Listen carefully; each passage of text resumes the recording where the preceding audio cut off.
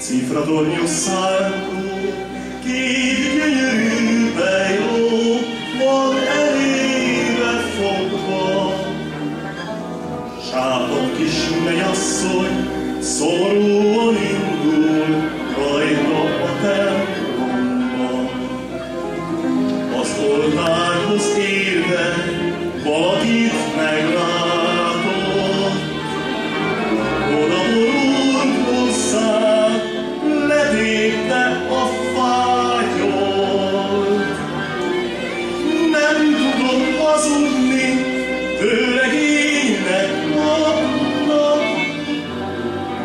vagy meghalok érte, vagy te hozzám adnak. Mind a ketten sírtak, nem csoda, hisz nagyon szerelmesek voltak. Egymáshoz sírultak, s összetett kézzel magam elé borultak.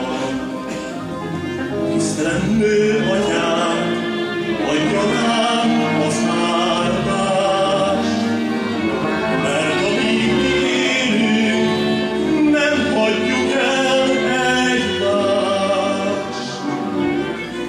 Nem kell nekünk pompás, cifratornyos szánkó. Kéz a kézben megyünk, s jó lesz majd egy unió.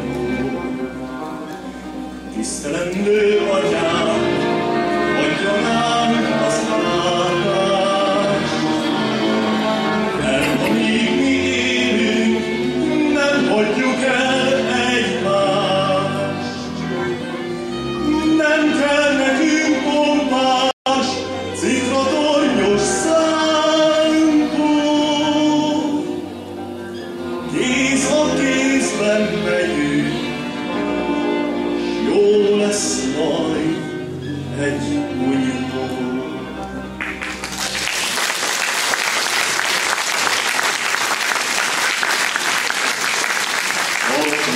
Közepe náddal van kerítve, kerítés körébe 100 rózsa ültetve, 100 rózsa levele, össze minden hull a vízre.